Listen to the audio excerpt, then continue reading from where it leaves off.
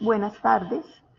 Vamos a comenzar ya que son las 6. Agradezco mucho la presencia de todas las personas que están ahorita con nosotros en la sala.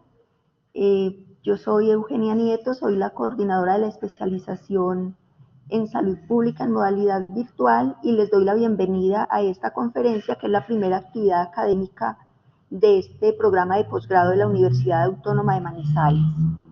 Esta conferencia se denomina Salud Pública, Retos y Desafíos y es una invitación tanto para quienes van a empezar con nosotros el posgrado como para quienes todavía lo están considerando y para los graduados. Veo que entre los asistentes tenemos algunos de los graduados, profesores y otros interesados. Este es un abrebocas para iniciar una reflexión que va a durar 14 meses alrededor de la especialización sobre qué le espera al salubrista en esta temporada. Para esta conferencia nos acompaña el doctor Rubén Darío Gómez Arias. El doctor Rubén Darío es médico, doctor en salud pública, con una amplia experiencia como profesor e investigador en varias universidades nacionales e internacionales. Él se ha especializado en el uso de la epidemiología aplicada a la gestión de políticas, programas y proyectos en servicios de salud pública. Ha sido profesor en universidades nacionales e internacionales. Hoy tenemos el orgullo de contar que es investigador emérito de Colciencia de acuerdo a la última convocatoria por su amplia trayectoria en investigación y también tiene experiencia administrativa en dirección, consultoría nacional e internacional. Es también formado en epidemiología, gestión sanitaria y docencia universitaria, experiencia en diseño curricular y coordinación de cursos virtuales. Como pueden ver por su hoja de vida, es un experto quien nos va a acompañar en estos siguientes 30 minutos. Le damos la bienvenida a doctor Rubén Darío y agradecemos que esté con nosotros el día de hoy.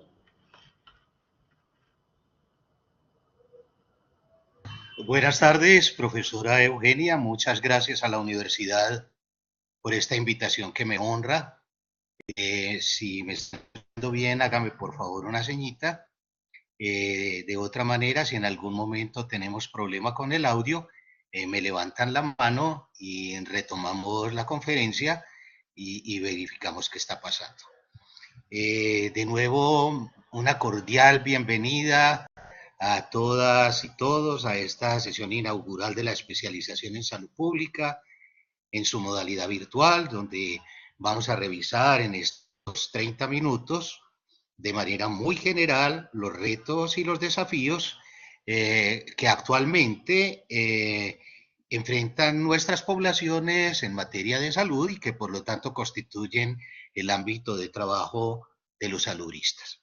Los retos que vamos a mencionar constituyen el quehacer de las instituciones y también de los agentes de salud que trabajan en la salud pública y en tal sentido han sido incluidos en el programa de la especialización para que sean revisados en detalle en los diferentes módulos.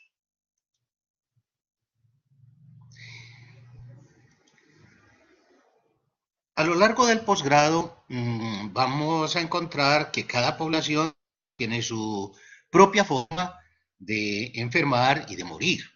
No podemos aplicar una receta única para todas las poblaciones. Veremos que cada población tiene su propia dinámica.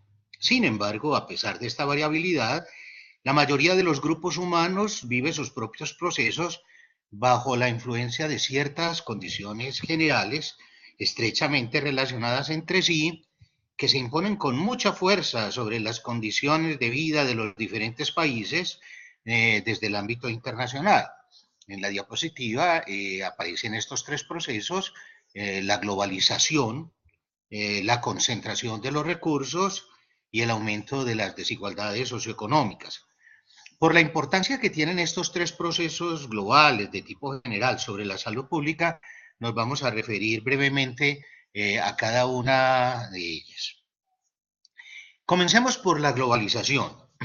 El término globalización se refiere a un proceso complejo de tipo económico, político, social y cultural que se ha venido imponiendo a los diferentes países y que no aparece de la nada, ha sido impulsado por los grupos económicos más poderosos en el mundo, quienes vienen apoyando también en los avances tecnológicos que han surgido en el campo de la Internet, de los medios de transporte y de las comunicaciones.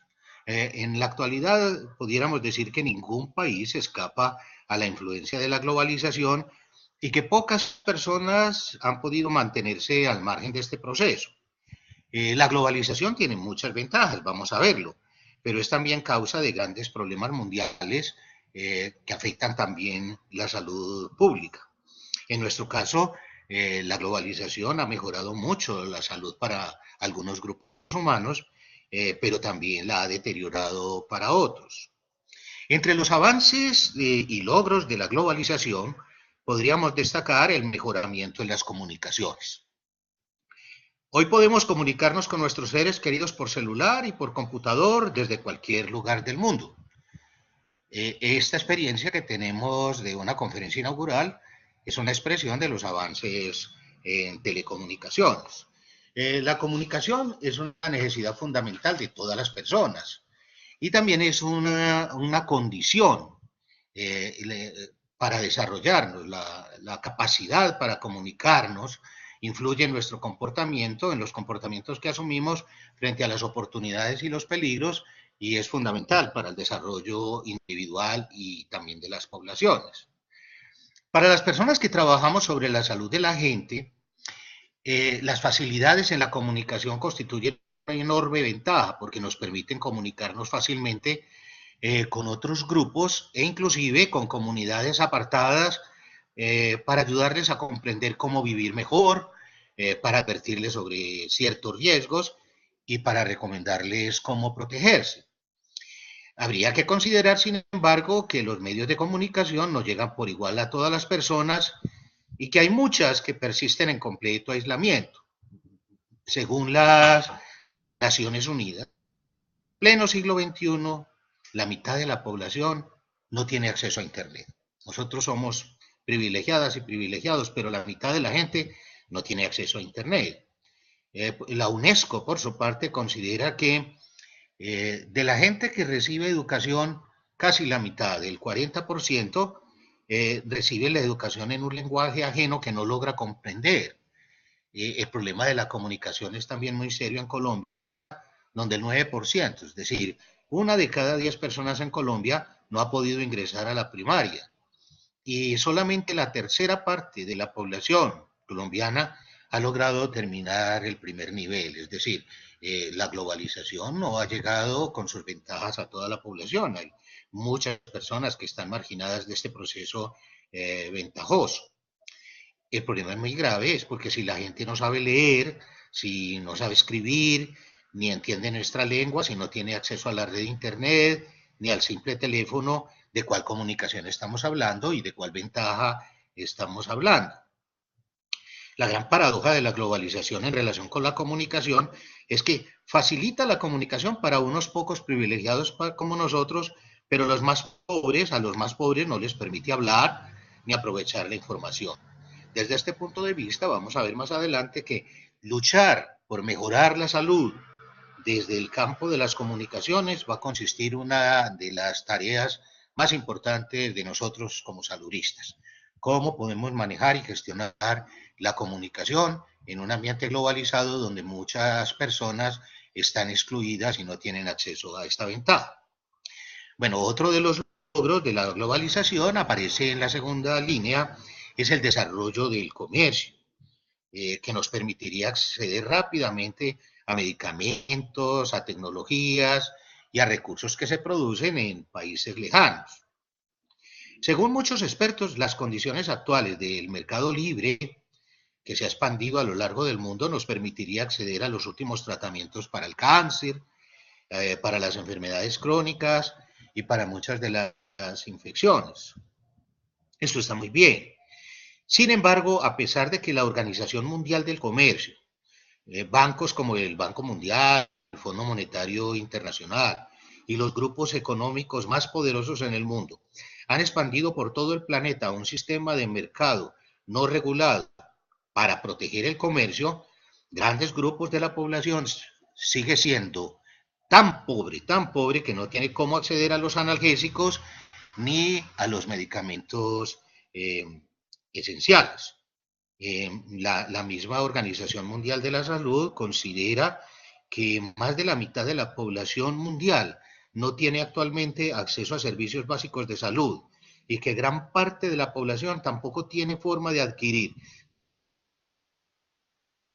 planificación familiar, ni medicamentos contra SIDA, ni mosquiteros para prevenir el paludismo.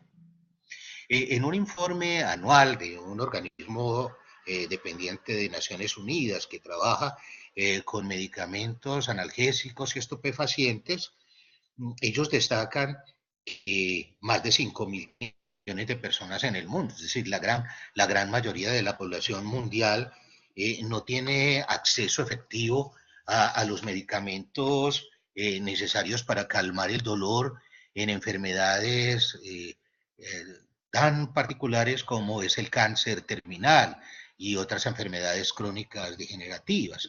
En medio del siglo XXI, en medio de la globalización y teniendo un mercado libre que se ha expandido por todo el mundo, mucha gente tiene que morir en medio del sufrimiento y el dolor porque no tiene acceso a los medicamentos. El comercio tiene pues mucho que ver con la salud pública y a este comercio global ha marginado a los pobres. Esta incapacidad de la población más pobre para acceder a los beneficios de la globalización, a los medicamentos, a los tratamientos, a las técnicas diagnósticas, va a constituir otra de nuestros retos y otro de nuestros frentes de lucha. Por otra parte, si seguimos hablando de esa segunda línea del comercio, este tipo de comercio que se ha abierto en el mundo, que es un comercio no regulado por ninguna norma más que la ganancia y la utilidad para quienes manejan las mercancías, paradójicamente nos está exponiendo al consumo de situaciones altamente peligrosas para la vida y la salud. Es decir, no todo lo que se adquiere en el comercio es compatible con la vida, con el desarrollo, con la salud del planeta. Por todo el mundo prolifera el negocio del cigarrillo, los negocios de comidas rápidas, de grasas saturadas que son perjudiciales para el sistema cardiovascular, de bebidas azucaradas, de que se ha demostrado que tienen una influencia marcada en la epidemia de obesidad, de alimentos contaminados y de hábitos recreativos inseguros. Los organismos internacionales que trabajan con las nuevas epidemias, como son la obesidad en la pobreza, las enfermedades cardiovasculares, la mortalidad por cáncer de mama, los mismos accidentes de tránsito que cobran tantas vidas en muchos países, incluyendo Colombia, no se pueden entender adecuadamente ni se pueden controlar si no intervenimos los mercados. Esto para nosotros implica que el especialista en salud pública va a tener que familiarizarse con el análisis de los mercados, cómo se entienden los mercados, cómo se analiza un mercado para poder intervenir la salud desde la perspectiva de los mercados. Una tercera ventaja de la globalización que aparece en la tercera línea relacionada con la información se refiere a la facilidad que tenemos hoy para difundir y conocer información rápidamente. Esto es muy claro.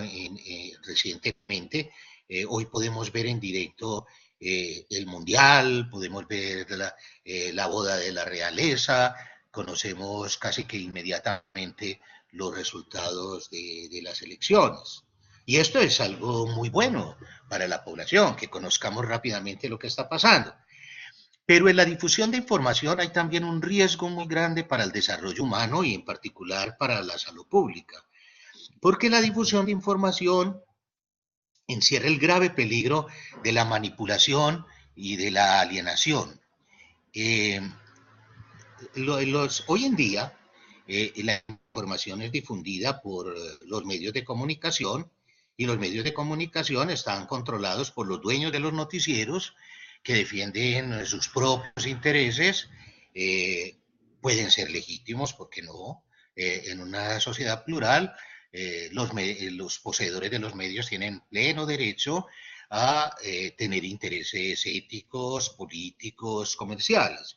El asunto es que a través de los medios de comunicación, los grandes grupos que son dueños de los medios de comunicación transmiten esta información y controlan a la población a partir de esta perspectiva reducida, y ha convertido la difusión de la información en una práctica alienante que, en lugar de promover el desarrollo de las personas, las mantiene sometidas a ciertas reglas del juego que no siempre son convenientes para las mayorías. Igualmente, podríamos decir algo similar en relación con los anuncios comerciales de la publicidad pagada que nuestros hijos y nosotros mismos vemos por televisión, escuchamos por radio y vemos en la prensa. Estos mensajes de los medios de comunicación eh, controlan la conciencia de la gente, manipulan sin que nos demos cuenta no solamente nuestros hábitos diarios, los comportamientos nutricionales, los comportamientos recreativos, los comportamientos en el trabajo, sino que también influyen en nuestros principios éticos y morales, y que mantienen y pueden mantener a la población, en algunos países más que en otros, atrapada en condiciones que son lesivas para el desarrollo y en particular para la salud. Es muy difícil que nosotros controlemos las enfermedades cardiovasculares y los problemas cardiopulmonares relacionados con el cigarrillo, cuando los medios de comunicación invierten tanto dinero y tanto esfuerzo en promover el consumo no solamente del cigarrillo, sino de sustancias y de situaciones que son peligrosas. Como vemos, la información tiene sus ventajas y tiene sus desventajas. Pero estrictamente hablando, no vamos a poder modificar la salud de la gente si no actuamos sobre la información y sobre los medios de comunicación que modifican y controlan el comportamiento del. Ustedes escucharán hablar del estilo de vida y vamos a descubrir en la especialidad que el estilo de vida no es tanto una decisión libre de las personas, sino una respuesta que dan las personas a esas formas de control social que muchas veces de manera alarmada, de manera inconsciente, regulan nuestro comportamiento sin que nos damos cuenta de ellos. Entonces, aprender a manejar la información y descubrir el papel que tienen los medios sobre el comportamiento de las personas, sobre las acciones de las personas, es otro de los retos que tenemos los saludistas. Finalmente, la lucha por la expansión de los derechos humanos que se ha venido dando en los países ricos ha obligado también a los demás gobiernos del mundo a legislar en este campo, y eso está muy bien. Si en los países ricos se respeta el derecho, porque no se van a respetar en los países muy pobres. Sin embargo, en muchas regiones del mundo, incluyendo Colombia, la gente todavía tiene que luchar por el derecho al agua, por el salario digno y a recibir la atención sanitaria en el caso de la enfermedad. La lucha por el derecho a la salud es la prioridad internacional en materia de salud pública más importante de acuerdo con la Organización Mundial de la Salud. En el caso nuestro nos obliga a que estudiemos en profundidad cómo ha evolucionado a lo largo de la historia la noción del derecho, de los derechos humanos, del derecho a la salud. Particularmente en Colombia vamos a tener que estudiar la forma como en Colombia se entiende el derecho a la salud, la sentencia T-760 del 2008, la ley estatutaria que reconoce el derecho fundamental a la salud y establece sus mecanismos de protección, la ley 1751 del 2015. Vamos a tener que estudiar este campo con cuidado. Un segundo problema que quisiera mencionarles tiene que ver con las desigualdades en salud. Es otro de los problemas que nos ha planteado la Organización Mundial de la Salud. Es el segundo gran problema de salud mundial planteado por la OMS. En 2005, la Organización Mundial de la Salud conformó una comisión para el estudio de los determinantes sociales de la salud. Esta comisión concluyó que las grandes desigualdades que se observan en el mundo en relación con indicadores de salud, como son la mortalidad materna o la mortalidad infantil, las enfermedades cardiovasculares, la carga global de la enfermedad en general, obedecían en el fondo a desigualdades socioeconómicas y culturales que tenían que ver con las diferencias de los salarios, de ingresos, de educación y del acceso a los servicios básicos. Esta preocupación por las desigualdades económicas que se reflejan en salud no son preocupaciones solamente de la Organización Mundial de la Salud. Otras instituciones están también preocupadas por eso. La diapositiva que yo les coloco ahí es un informe de los muchos informes que presenta anualmente una ONG de economistas interesada en seguirle la pista a la inequidad. Oxfam, la pueden encontrar en internet. Este informe de Oxfam que aparece ahí muestra que casi la mitad de la riqueza que se produce en el mundo, el 48% de la riqueza, es concentrada por el 1% más rico de la población, y que el resto, el 52% de la riqueza, se reparte en el 99%, en la gran mayoría de la población. Y que aún así en ese 99% de la población hay otros 20 personas que se quedan con gran parte de los recursos. En resumen, el 80% de toda la población mundial tiene que vivir con el 5% de la riqueza. Eso es una situación completamente absurda. Si analizamos en Colombia lo que es la tenencia de la tierra, nos encontramos que 1% de las familias en Colombia es dueña de más del 60% de las tierras cultivables. Eso lo dice un informe de la Universidad Nacional. Estos analistas que les menciono de Oxfam son todavía más drásticos y dicen que en Colombia 1% de las familias tiene casi el 75% de la tierra. Colombia es una de las regiones más inequitativas del mundo y de los países más inequitativos de América Latina. Más grave aún es que muchos analistas y economistas nos presentan esta situación como algo completamente normal y nos presentan a las personas que acumulan la riqueza como grandes modelos a seguir. Esta diapositiva que aparece en casi todos los periódicos muestra a los hombres más ricos del mundo como si fueran héroes que debiéramos imitar, sin tener en cuenta que el enriquecimiento sin límite de estas poblaciones, algunos de estos hombres más ricos del mundo tienen un presupuesto que es mayor que el de los países de África en su conjunto.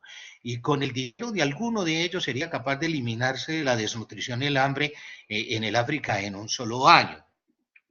Esta situación expresa también un problema de la moral, de la globalización, que contemporiza con la concentración de la riqueza. Es muy difícil ponerle límite a la pobreza y a las consecuencias que tiene la pobreza sobre la salud pública mientras no se le ponga límite a la riqueza. La situación se las podría yo poner en un ejemplo más cercano que describen los economistas como la escasez. Ellos lo plantean de que no es posible resolver las necesidades en salud de la población porque no hay plata, porque no hay dinero. Pues, uno podría decir, ¿cómo que no alcanza el dinero? Si mucha gente tiene más de la mitad de la riqueza, mucha gente vive con menos de la mitad de la riqueza. Y es como si yo les dijera a ustedes que la profe Eugenia para esta sesión inaugural ha mandado a traer una torta que alcanza para todas y todos nosotros, pero la mala noticia es que yo me voy a quedar con las 3/4 partes de la torta y me la voy a comer yo solo y para ustedes va a haber solamente 1/4 parte de la torta y de malas ustedes porque es que hay escasez de torta. La teoría de la escasez no solamente es una explicación inequivocada de la injusticia, sino que se utiliza muchas veces para enmascarar la injusticia. Vamos a tener que trabajar también con los economistas cómo entender la teoría de la escasez, cómo entender el problema de la distribución de la riqueza, porque en el fondo los problemas de salud tienen una raíz económica que es inevitable. El último de los grandes problemas que nos mostraba la Organización Mundial de la Salud es el aumento de las desigualdades sociales, que ellos insisten en que es uno de los mayores problemas de salud en todo el mundo y que la desigualdad socioeconómica es la causa de la mayor parte de la morbimortalidad y que no podríamos, eso implica que no podríamos corregir las desigualdades en salud mientras no corrijamos las desigualdades socioeconómicas. Eso no es una opinión personal, eso lo está planteando la Organización Mundial de la Salud como uno de los retos que vamos a tener que desarrollar desde la salud pública. Este concepto de la Organización Mundial de la Salud implica, en primer lugar, que no vamos a poder comprender la situación de salud de las poblaciones. En este momento los municipios están haciendo el análisis de situación de salud, lo que vamos a ir a reconocer en el curso como los ASIS. Cada uno de los municipios y departamentos tiene que hacer periódicamente su ASIS, su análisis de la situación de salud, y con base en los ASIS tiene que hacer un plan de desarrollo e invertir los recursos. Mucha gente cree que los análisis de situación de salud son listados de muertes, estadísticas de morbilidad, de mortalidad, de contaminación, y resulta que estrictamente los ASIS son ejercicios donde se invita a los directivos, a las personas que lideran el gobierno en los municipios, a que tengan en cuenta las condiciones sociales y la influencia que las condiciones sociales tienen sobre la salud. La lucha contra las desigualdades será otro de los retos que tenemos. Para ir terminando esta conferencia inaugural, vamos a plantearlos algunos problemas de tipo práctico que tienen que ver con nuestro posgrado, con nuestra especialidad. En estas condiciones globales, donde Colombia no es un país aislado del mundo, ¿qué pudiéramos hacer para mejorar la salud pública? Y quiero apoyarme de nuevo en las recomendaciones de la Organización Mundial de la Salud para plantearles brevemente 4 lineamientos donde este organismo internacional considera que debiéramos poner nuestro empeño de aquí en adelante. El primero tiene que ver con promover políticas públicas en favor de la equidad. Cuando la Organización Mundial de la Salud dice que los juristas debemos trabajar en el ámbito político, promoviendo políticas en favor de la equidad, está reconociendo que la salud no se resuelve solamente con servicios médicos. No somos los médicos los que vamos a mejorar la salud de la población desde los hospitales, desde los servicios de cuidados intensivos. La salud de la población tiene que resolverse trabajando con las comunidades y con los agentes y con las instituciones en la promoción y desarrollo de políticas públicas que resuelvan y favorezcan una sociedad más justa. El otro punto clave donde vamos a tener que trabajar es en la defensa de la salud como derecho fundamental. Eso implica que nos familiaricemos con una concepción integral del derecho a la salud que no se agota en la recepción de servicios médicos, pero que ayudemos también a la gente a descubrir que los derechos no son dádivas, que los derechos son prerrogativas que les confiere la legislación nacional y que tiene también en los acuerdos y la legislación internacional. En tercer lugar, hay un campo muy bonito promovido por la Organización Mundial de la Salud, por muchos expertos a nivel mundial que nos hablan de movilizar las comunidades para que sean capaces de controlar por sí mismas las condiciones. Algunas personas interpretan la promoción de la salud como educación de la gente. Vamos a ver que las personas que promovieron la promoción de la salud desde la Carta de Ottawa no reducen la promoción a la educación. Eso es un error muy grande. Promoción de la salud no es informar a la gente, bueno, educar a la gente sobre sus riesgos. La promoción es un proceso social que insiste en apoyar a la gente para que la gente adquiera un mejor control sobre las condiciones que afectan su existencia. La palabra que ustedes van a escuchar a lo largo del programa relacionada con la promoción de la salud es una palabra que no existe en castellano, empowerment.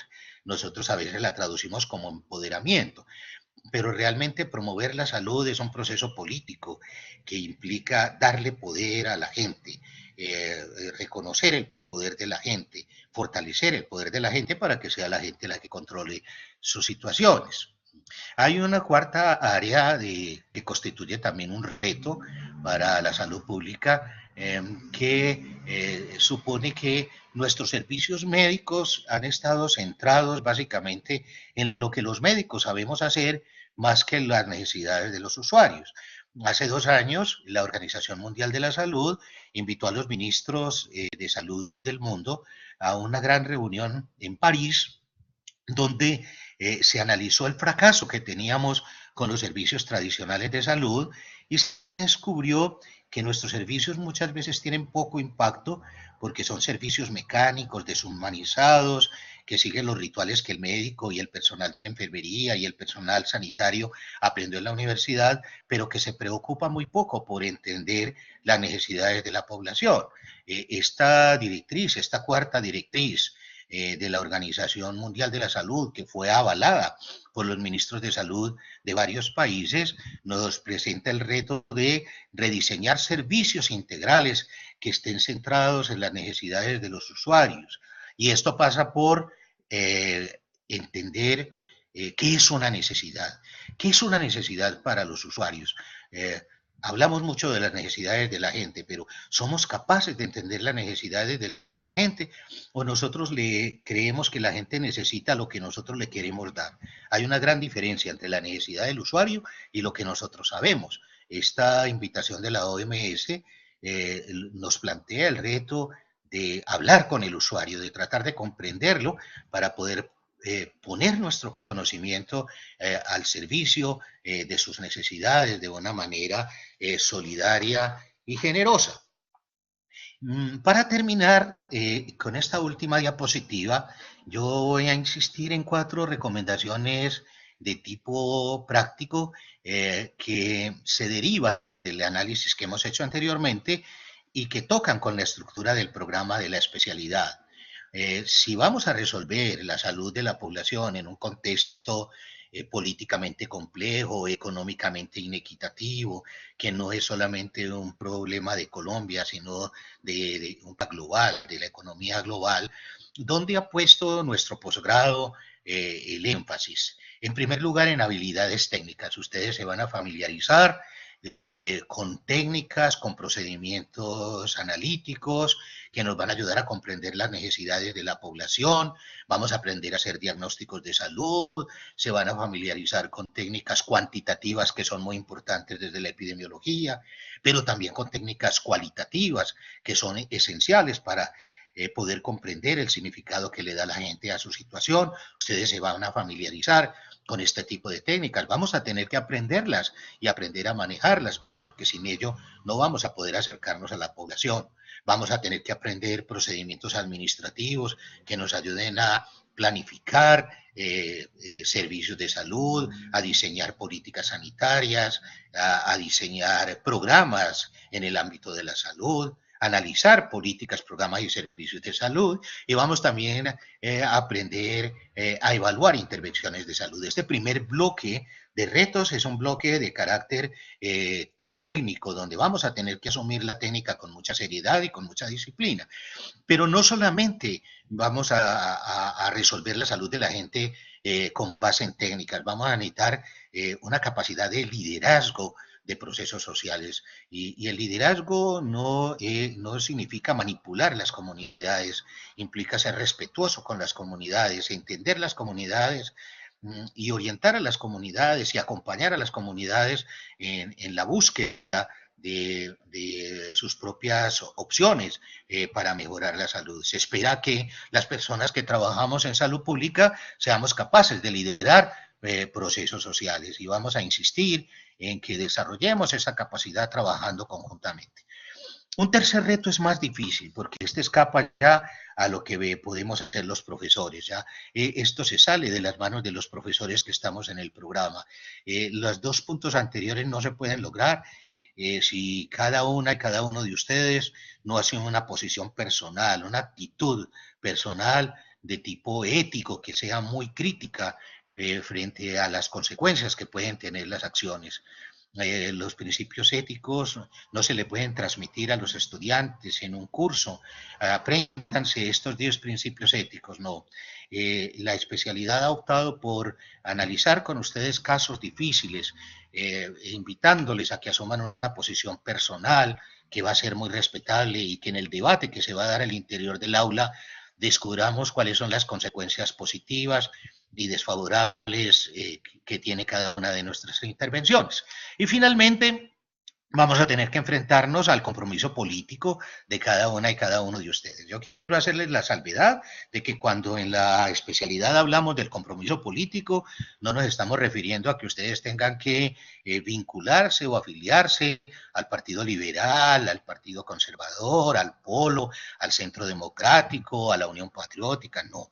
Esa no es nuestro concepto del compromiso político. El compromiso político se refiere a la participación activa y permanente de un salubrista en la toma de decisiones que afectan a la población. Y ahí nos tocará aliarnos con personas que defienden el derecho a la salud, a enfrentarnos con personas que son de alguna manera enemigas de la salud pública, y tendremos que asumir también esta población. Bueno, ha sido pues una intervención muy corta, pero yo espero que estas reflexiones que cubren en términos muy generales problemas que vamos a discutir a lo largo de la especialidad, les motive a que se queden con nosotros. Va a ser un programa bonito, es un programa bonito y de mucha pertinencia social. Muchas gracias. Le voy a pedir a la profe Eugenia que si me ayuda con las preguntas, organizando las preguntas que ustedes han venido haciendo en el chat. Muchas gracias de nuevo. Muchas gracias, doctor Rubén Darío. Excelente su intervención y, como dijimos, un muy buen abrebocas para esta reflexión que iniciamos el día de hoy. Les recuerdo a los participantes que tenemos 10 minutos para formular las preguntas a través del chat.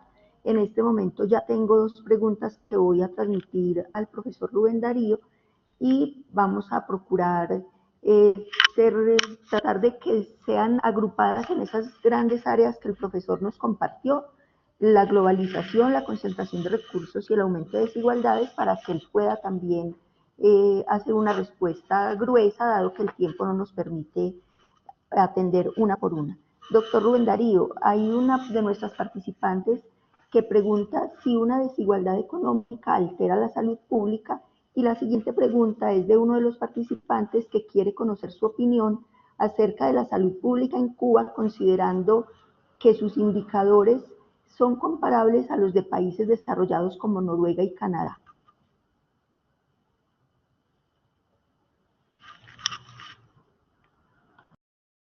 Comencemos por la primera, la de Slendy Paola.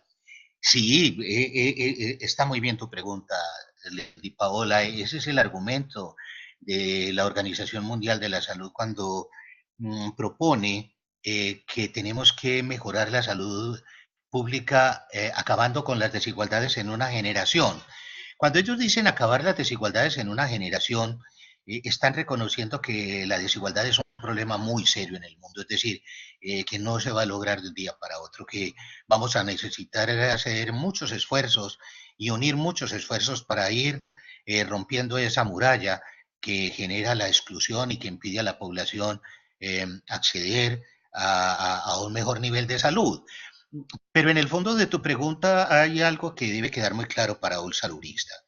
Va a ser muy, muy difícil que mejoremos la salud de las poblaciones si no tenemos en cuenta las condiciones socioeconómicas. Esa pues ya es una, pudiéramos decir, esa es una conclusión a nivel internacional. Si no atacamos de fondo las inequidades de carácter socioeconómico, cultural y educativo, va a ser muy difícil que nosotros mejoremos la salud de la población. Porque de paso, la gran mayoría de los problemas de salud que estamos enfrentando hoy tienen que ver con las desigualdades sociales. Eso no se explica solamente por problemas biológicos. Muy brevemente les voy a poner un ejemplo. Algunas personas pensaban que los problemas crónicos, las enfermedades cardiovasculares que están apareciendo con mucha fuerza en el mundo, son el efecto directo de la esperanza de vida. Como la gente ahora vive más, entonces ahora los viejos tenemos mucha más probabilidad de sufrir enfermedades crónicas como la hipertensión, como las enfermedades cardiovasculares y pulmonares y como los tumores. Eso no es tan sencillo. Si fuera un asunto solamente biológico, ¿cómo entenderían ustedes que la obesidad, la hipertensión y los problemas cardiovasculares están avanzando mucho más rápido en los países pobres que en los países ricos? No es un problema de la esperanza de vida, no es un problema biológico. Algo está pasando con las poblaciones más pobres que las expone a un estilo de vida, mal llamado estilo de vida, que las obliga a asumir comportamientos de riesgo que las lleva a enfermar y morir mucho más rápidamente que los países ricos. Ese sería un ejemplo. Entonces, tajantemente, las desigualdades socioeconómicas alteran la salud pública, eso está claro, y no se puede corregir los problemas de salud de una población mientras no enfrentemos los problemas socioeconómicos de la población. El asunto de de la salud en Cuba es un poquito más difícil de manejar. Desde fuera nosotros vemos los indicadores muy buenos que ellos tienen. Realmente yo conozco un poquito de ese sistema, ellos se sienten muy orgullosos de su sistema de salud. Ellos tienen niveles muy bajos de mortalidad materna. Colombia no pudo lograr las metas de desarrollo sostenible, ellos sí lo lograron. Ellos no tienen los problemas de mortalidad infantil que tenemos nosotros, ellos no tienen los problemas nutricionales que tenemos nosotros. Y eso es paradójico porque Cuba es un país muy pobre por muchas razones, es decir, Cuba es un país que por muchas razones de tipo socioeconómico y político no tiene los recursos que tenemos nosotros. Sin embargo, han hecho que la salud pública se considere una prioridad y con muy pocos recursos han logrado hacer grandes esfuerzos en mejorar la salud. Sin embargo, yo quisiera dejarles también otra idea. Una actitud crítica tiene que ver lo malo y lo bueno. Cuando yo converso con la gente de Cuba, que se siente muy orgullosa de su sistema de salud, ellos también son muy críticos. Recientemente, hace más o menos un mes, estuvimos analizando lo que estaba pasando con las enfermedades crónicas y ellos reconocen que tienen un problema muy serio con las enfermedades crónicas y que les falta mucho por llegarle a la población para controlar el avance de la epidemia entre ellos. Yo creo que la pregunta de Jansel Manuel debiéramos discutirla a fondo cuando estemos viendo los sistemas de salud en el mundo, para que analicemos en detalle los pros y los contras del modelo cubano, pero ustedes sí tienen razón, tienen muchas cosas buenas, tiene todavía algunos aspectos donde ellos necesitan hacer un esfuerzo muy grande, ellos mismos lo reconocen, pero tienen muchas ventajas que nosotros no tenemos.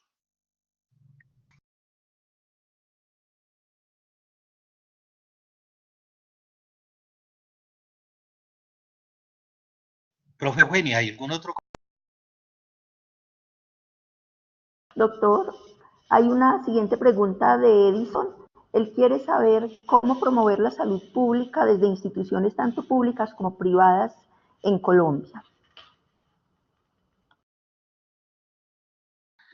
Bueno, este concepto que les voy a dar, se los voy a dar pues con mucha franqueza, pero yo sé que es muy controversial y espero que en algún momento que tenga la oportunidad de discutirlo con ustedes, lo podamos analizar con más seriedad y profundidad. Yo tengo un concepto muy desfavorable del sistema de salud colombiano, porque lo puedo comparar con otros sistemas y lamentablemente, siendo yo colombiano, tengo que reconocer que nuestro modelo de salud ha mercantilizado las necesidades de la población y ha convertido casi que la atención sanitaria en un negocio. Y cuando la atención de la gente se ve a la luz del dinero y a la luz de la ganancia que genera para el prestador y para el intermediario y para el que maneja los seguros, ya se alteran muchas cosas, se pervierte el sistema y hay muchas cosas en el sistema mercantilizado de Colombia que hacen que sea un sistema muy deficiente. Sin embargo, yo tengo el concepto de que aún en condiciones muy deficientes, y ese es el reto que tenemos, aún en condiciones muy deficientes es donde se nota el valor de las personas que con compromiso ético, con compromiso político y con un buen nivel técnico, esto no lo vamos a combatir con babitas, esto vamos a tener que eh, armarnos de herramientas de tipo técnico, ético y político para mejorar las condiciones.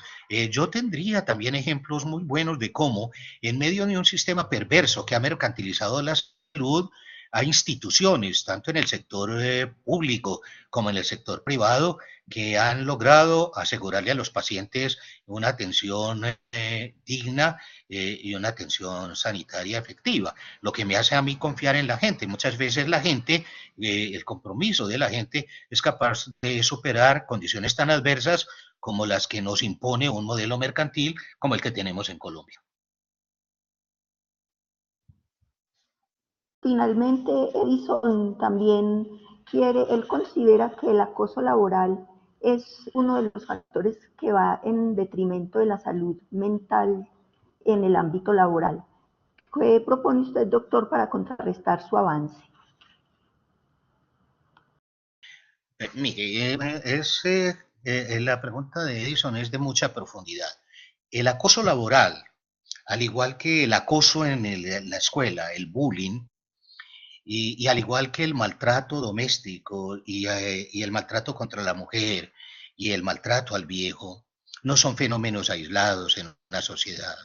Y si ustedes están oyendo la noticia recientemente sobre el abuso infantil, eso lo que está reflejando es un problema que no es ni siquiera un problema médico. Yo no digo que no sea un problema de salud pública, por el contrario, estoy convencido de que es un problema prioritario, las violencias en general, todas las formas de violencia, la violencia política, la violencia laboral, que no se da solamente en el acoso dentro del trabajo, hay una forma de violencia que excluye al muchacho de las oportunidades laborales, es el muchacho que va a hacer una entrevista y sabe de entrada que por venir de un barrio popular no le van a dar el trabajo, esa es una forma de violencia laboral, es también la reducción de los salarios, es también impedir que la gente tenga acceso a un salario digno, pero estas formas de violencia que se dan también en el ámbito doméstico, es decir, al interior de nuestras casas, siendo un problema de salud pública tan importante, no se resuelven solo desde la salud pública. Aquí vamos a tener que trabajar en un problema de ciudadanía y de comunicación. Llevamos 50 años de violencia, donde en Colombia nos acostumbramos a que los conflictos los resolvemos exterminando al adversario, acabando con el enemigo, entonces hay que exterminar al que no piense como nosotros, y esa forma de vivir se refleja aún en los partidos políticos, lo que ha sido la campaña política recientemente, donde hay agresiones de parte y parte, esa, no es genético, no vayan a aceptar el argumento de que los colombianos y las colombianas tenemos el gen de la violencia, eso es una forma falsa y simplista de entender la violencia. Entendamos, sí, que la forma como en Colombia y muchas veces por el mal liderazgo que hemos tenido en 50 años por parte de quienes han conducido la sociedad, incluyéndonos nosotros los maestros, porque nosotros no nos podemos marginar del asunto. Los que trabajamos en la universidad tenemos una gran responsabilidad. ¿Qué tipo de estudiantes estamos formando en términos del respeto por el otro, en términos de la tolerancia?